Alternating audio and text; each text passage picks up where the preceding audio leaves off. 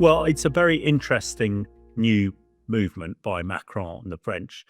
Um, Both ourselves and the French have a nuclear deterrent. Our nuclear deterrent is strategic, and what I mean by that is our Trident missiles are fired over thousands and thousands of kilometers and have a hell of an explosion at the end.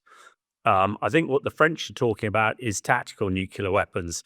I mean, it sounds like a bit of an anathema to say a small nuclear weapon, but these are weapons designed for the battlefield to flatten towns and cities and armored columns, as it were, and are much smaller. Now, we don't have them. The French do, and the Russians have them. Um, in huge amounts. But it is an interesting idea. We know how successful the nuclear deterrent has been. In a bizarre sort of way, it might be more efficient and cheaper to increase one's nuclear capability to provide that deterrence. But I'm not entirely sure Macron's going there.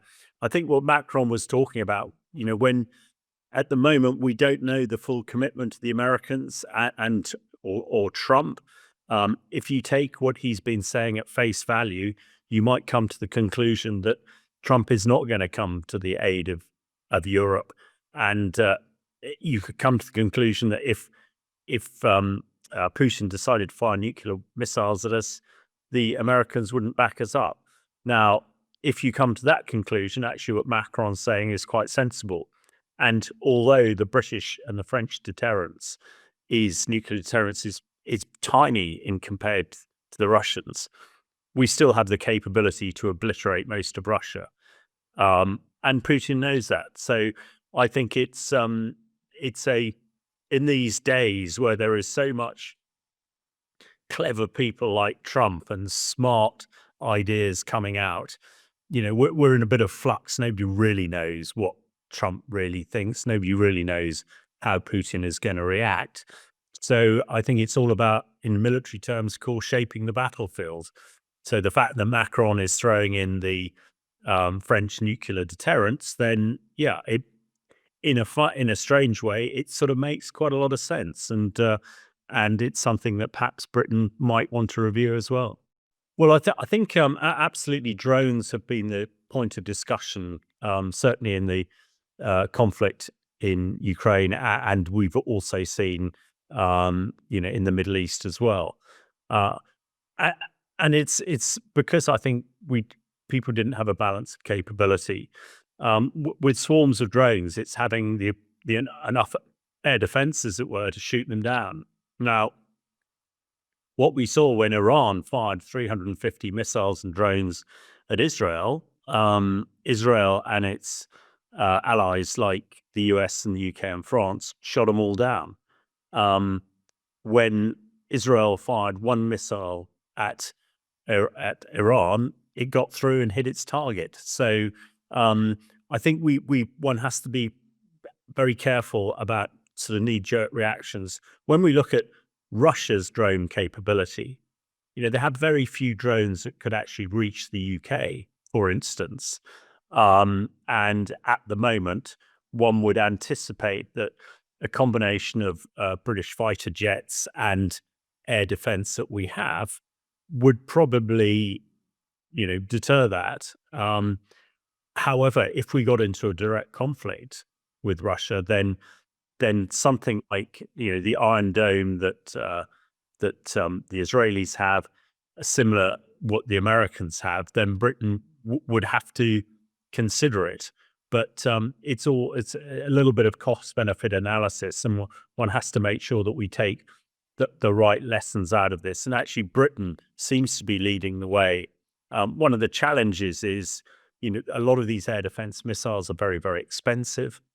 If you fire $1 million missile at a $1,000 drone, it just doesn't work out. But it would appear Portland are doing a lot of very interesting work on using lasers to knock down drones, and they would appear to have cracked the problem where actually you can have lasers that only cost a couple of pounds a shot to shoot down multiple drones. So as each technology, as we get new technologies or ideas, it's always a question of, keeping up with them. And it might well be that drones will be sort of shot out of the sky, as it were, and there'll be something else in the next decade.